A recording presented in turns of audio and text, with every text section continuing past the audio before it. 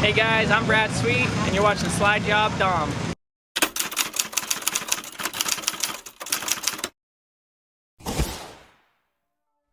The 2025 High Limit Sprint Car season has finally kicked off, and we're only 4 races in, and it's already been quite eventful to say the least. Where do I even start? Travis Pastrana in a sprint car, Kyle Larson triumphs at Tillary as usual, Tanner Holmes having a really good West Coast swing despite his misfortunes, Aaron Reitzel breaks his nose, then finds victory a week later at Paris, and Ty Gibbs makes his sprint car debut at Las Vegas, which did not end well.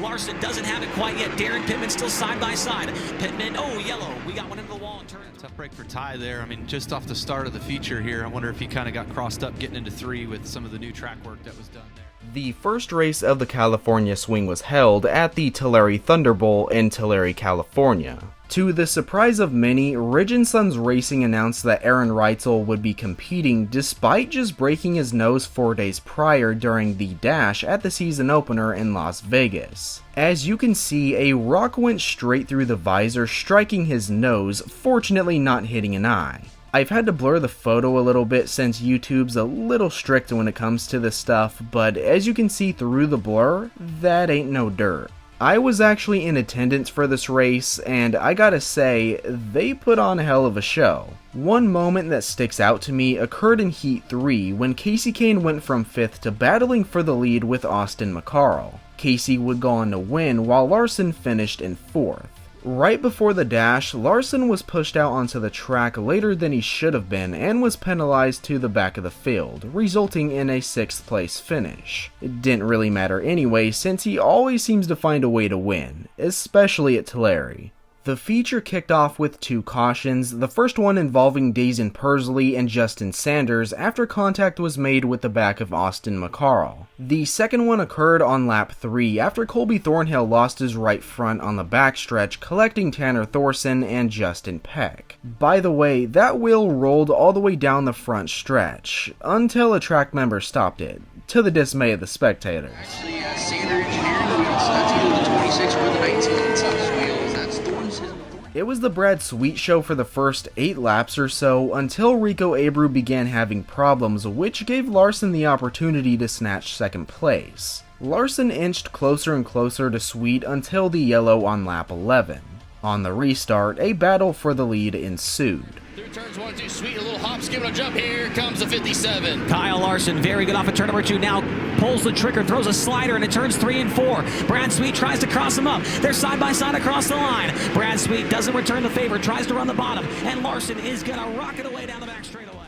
After this pass, that 57 was untouchable. Heading into the final lap, contact was made with Tanner Holmes and Brenham Crouch, causing problems on the 21, but fortunately he only lost 1 position and finished in 5th. Of course, Kyle Larson would go on to win, giving himself the points lead. 2 nights later at Kern Raceway, the KKR cars started up front with Brad Sweet on the pole and Casey Kane by his side. Right off the bat, Dazen Persley was having problems on turns 1 and 2, collecting Chase Randall, Cy Lynch, Rico Abreu, and Shane Golobic. On the restart, Brent Marks gave Casey Kane a run for his money as they battled for that 2nd place spot. Brent held it until lap 9 when Casey made his move on the inside. Brent got it back briefly, but ultimately was unsuccessful. After the spin out on lap 17, which almost collected Brad Sweet, Tanner Holmes made his move off of turn 4, where he'd go on to battle for that 4th place spot. On lap 21, Spencer Baston took a nasty hit to the wall after his steering went out, drawing the final caution of the night. So he's coming off of turn 2 right now, and wow, oh my.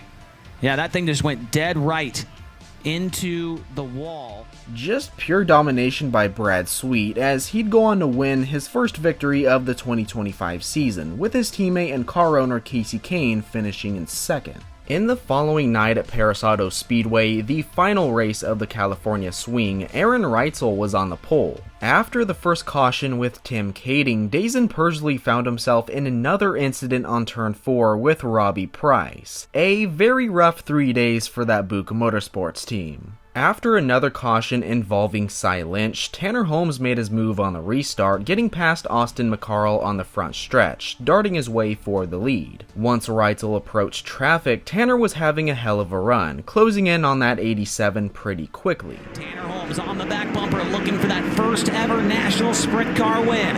Can it happen here tonight in his debut at the Paris Auto Speedway? Reitzel goes to the top. Tanner Holmes to the inside. He'll take the lead away in turn 2. Reitzel crosses him up, takes it right back away down the back straightaway.